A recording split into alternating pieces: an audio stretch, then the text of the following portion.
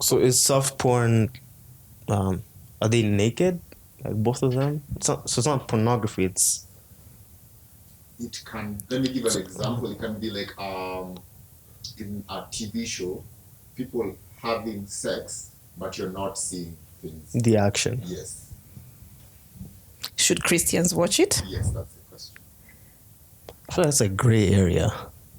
It's very gray, I think. Because if I was married to my couple and we're watching, okay, I'm not into rom-coms or romance. Yeah. Like if we're watching a movie and then that scene happened, of course you'd ask a wife, do you want to see this? Mm-hmm. And then you guys would discuss among yourselves, and then if she's okay with it, you can watch it.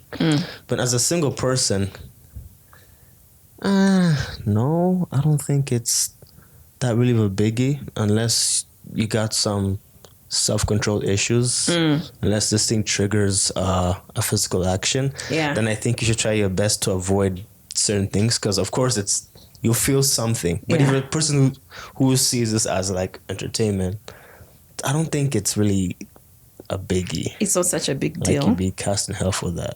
I like what you're bringing up about self-control. There's hardly any show today that you'll watch that doesn't have soft porn. True. And then when you say soft porn, what's the degree of softness? So according to him, he said that they don't show. So pornography is they show the action, like Yes. everything. It's there. And But in soft porn, it's like it's raining and they're kissing. We are leaving stuff to imagination. Yeah, like, it's hot and steamy, but they don't show. I'm assuming they don't show body parts in that. So, for example, Yeah. it's the last movie I watched. It's by Michael B. Jordan called The Soldier. So there's a scene where they kiss, and then it jump cuts to them where he's like half naked, and she the cliche bra on the bed, Yeah. and then she's covered up like this. So to me, it's not really explicitly out there. Exactly. When we say should Christians watch, the question is, should Christians watch shows with soft porn? That gray area of porn is what's causing trouble for Christians, right? Because they're probably watching hardcore porn. Then they think, okay, I shouldn't be watching this. So they try and get to this other side of softening the porn that they're watching. And so we go calling it soft. What happens is when you have started exposing yourself sexually, any sexual stimulation via media is going to be a problem. Sexual Stimulation that's acted on, though. Yes, it's being acted out. Like, what you're saying about, okay, so they started kissing. Kissing is not bad, right? Next thing, they're showing the couple in bed or wherever they were having sex. Bra has been thrown aside. Therefore, we hurriedly got undressed and we had to do this. And we are spent, right? If you leave that to a young person's imagination who has no self-control or other things to occupy their mind, they're likely to fill in that gap between the kiss and the final scene. And if they go looking for information, they're actually going to find it.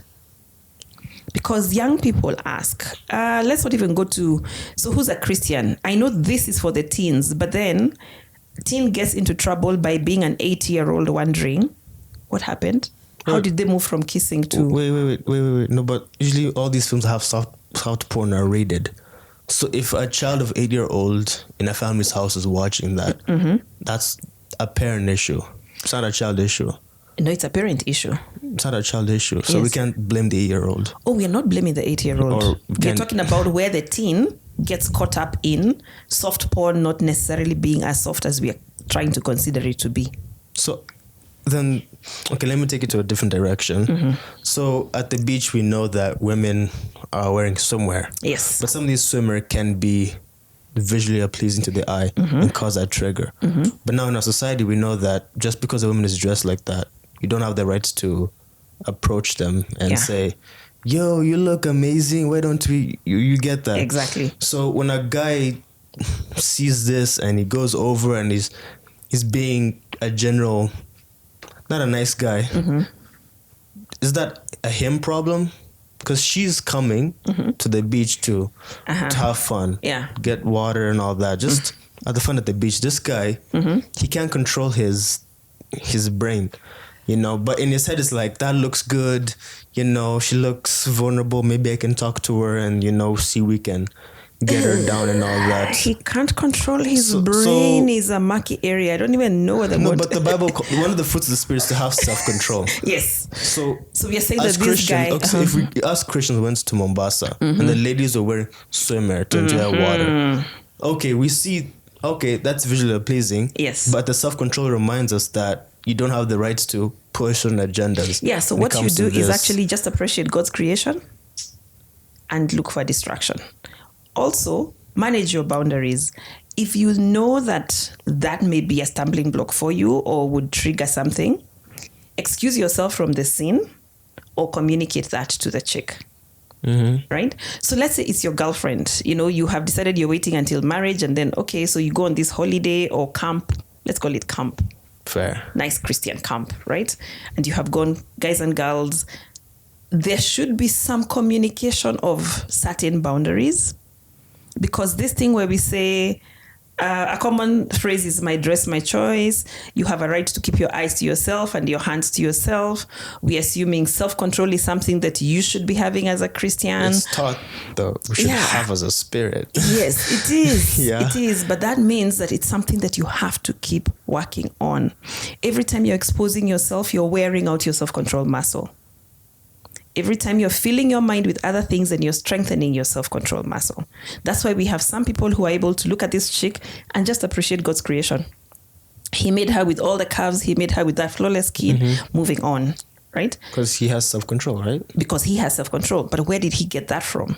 He didn't go wearing it thin by watching the soft porn that we're talking about or hardcore porn, by trying to masturbate because that's part of the sexual journey.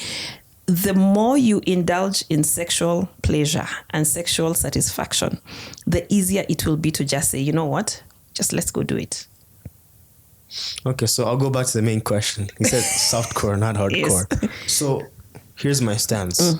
Someone who's 10 to 15, each and every show's video games and all that have a rating on them that tell you what should be expected when you engage in this entertainment. So now from your 20s upwards or from 18 upwards, when you're seeing this entertainment of softcore porn, if you yourself don't have the self-control to, when you see this and it triggers you something and you act on it and then now it leads on to something else, then you as a Christian should not indulge on that. No, you shouldn't. But if someone else sees this and is like, I recognize this as entertainment, I don't think any of that, they move on from that. Yes, on condition that they're not doing it every day. They're not doing that's what. It's not every day. It's just like you go to the movies and they have this particular scene that has it, and then just watch continue. It and move on. It's part of the story. Because we can't now just say, you're not looking romance, for it. you know. You can't. Like, it's you good can't. to escape and from the real world. I think we have a book in the Bible that is really soft porn to a great extent.